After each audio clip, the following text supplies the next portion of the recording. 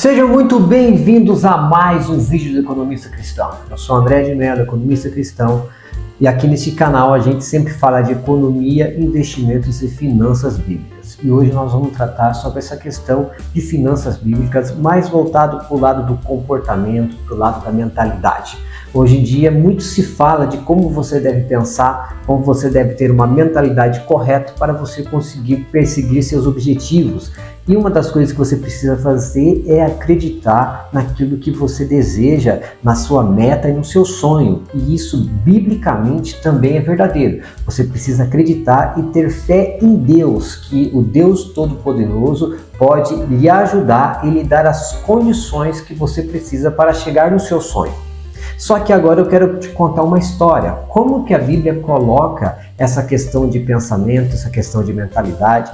Como que a Bíblia explica o modo que você deve agir diante das situações, dos objetivos, das metas, às vezes ousadas que nós colocamos no nosso coração, e muitas das metas mais ousadas é o próprio Deus que coloca no nosso coração. E a gente precisa confiar que Ele irá nos ajudar. Eu quero contar uma história para vocês, e eu creio que talvez você já ouviu falar sobre essa história, mas só que não comigo contando. A história do povo hebreu, a história do povo de Israel. Bom, a gente sabe que Deus prometeu a Abraão uma grande nação. E dessa descendência veio o povo de Israel.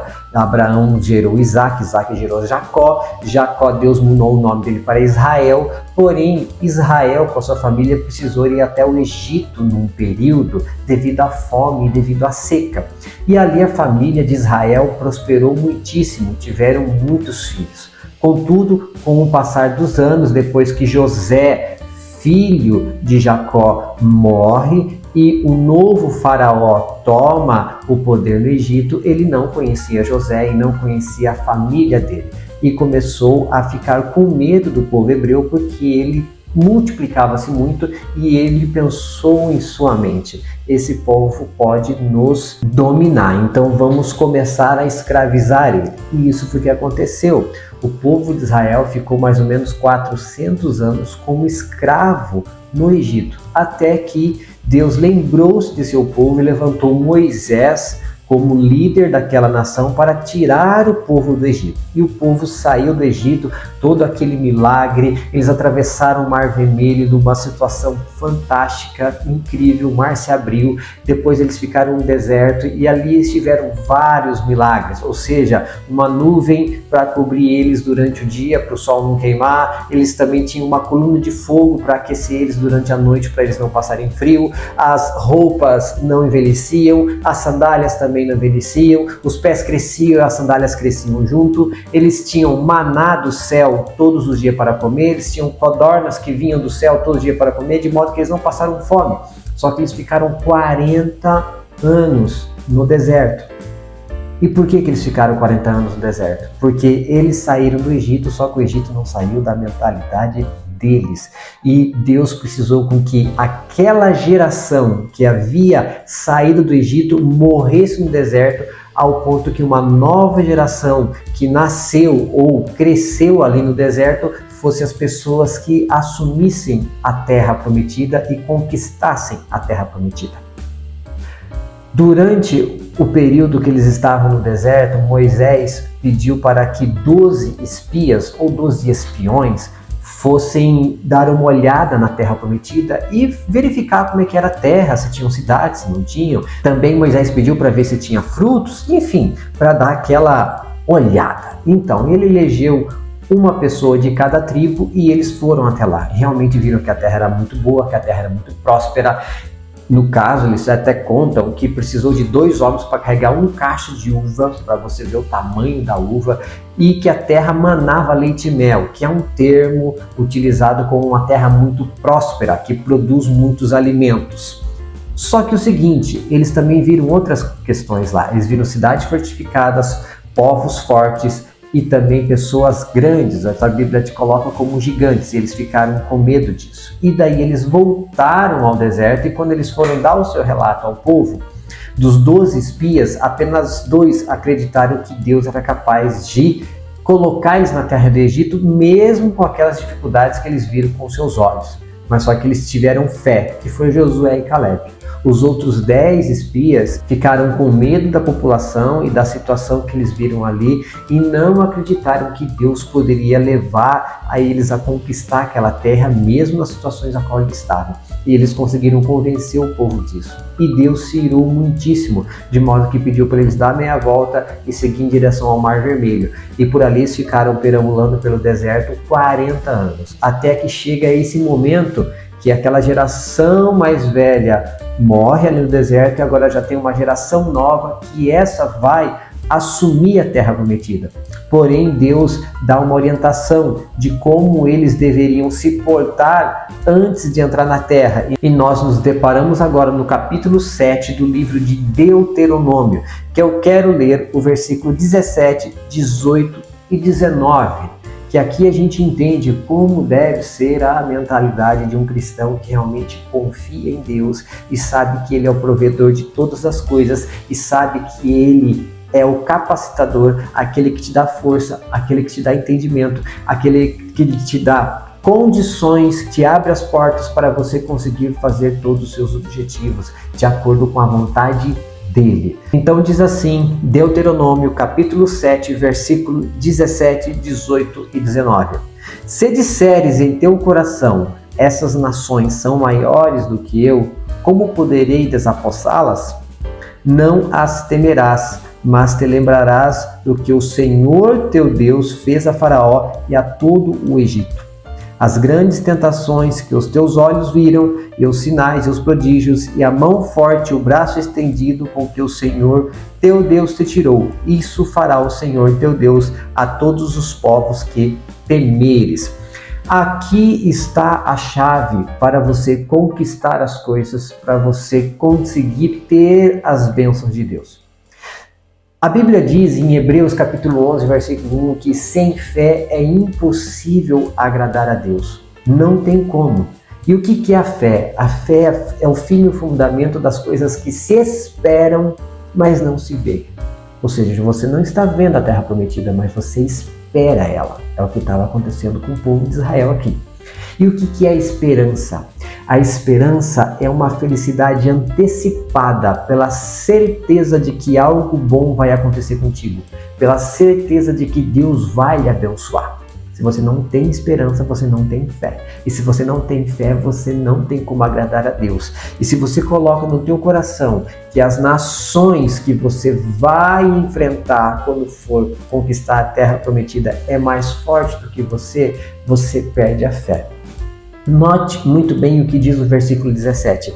Se disseres em teu coração, o coração aqui quando a Bíblia diz, você entende a sua mente, aquilo que você pensa, aquilo que você imagina. Se disseres em teu coração, essas nações são maiores do que eu, como poderei desapossá-las? Se nós olharmos simplesmente para a nossa capacidade, se nós olharmos simplesmente para os nossos conhecimentos, tem muitos objetivos que nós queremos e que nós desejamos na vida que a gente vai parar de acreditar. Por isso que nós devemos olhar para Deus. E veja o que diz o versículo 18. Não as temerás, mas te lembrarás do que o Senhor teu Deus fez a Faraó e a todo o Egito. Ou seja, da forma com a qual Israel saiu de Faraó, que foi uma forma milagrosa. Tanto aquelas 10 pragas que aconteceram no Egito, quanto o milagre deles passarem o Mar Vermelho, a terra seca. Ou seja, isso só aconteceu porque Deus colocou a sua mão. Só que primeiro, o povo precisou acreditar. As pessoas precisaram acreditar que Deus estava com elas.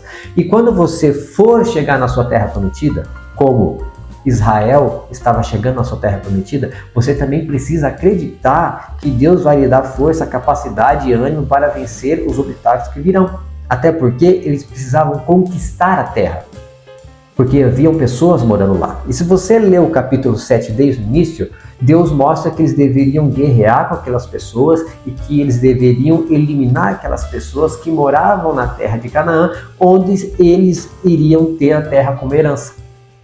Só que o seguinte, Deus já estava dando para eles que vocês vão guerrear e eu estarei contigo e vocês vão vencer. Deus já estava prometendo isso. Só que por acaso a mente humana pode criar dúvida ainda. Por isso que está escrito o versículo 17.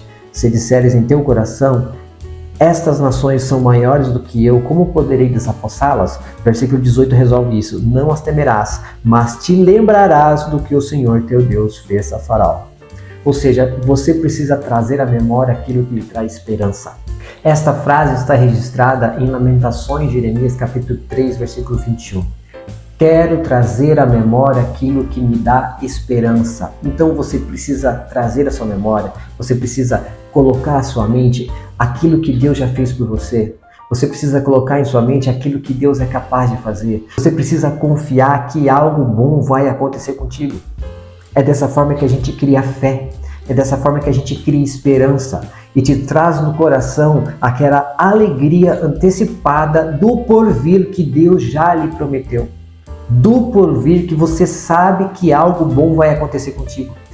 Essa é a mentalidade de Cristo. Essa é a mentalidade de Deus. Em Jeremias capítulo 29, versículo 11, o texto diz bem assim, bem sei os pensamentos que eu tenho sobre vós, pensamentos de paz e não de guerra, para lhe entregar aquilo que desejais. O que você tem desejado no seu coração?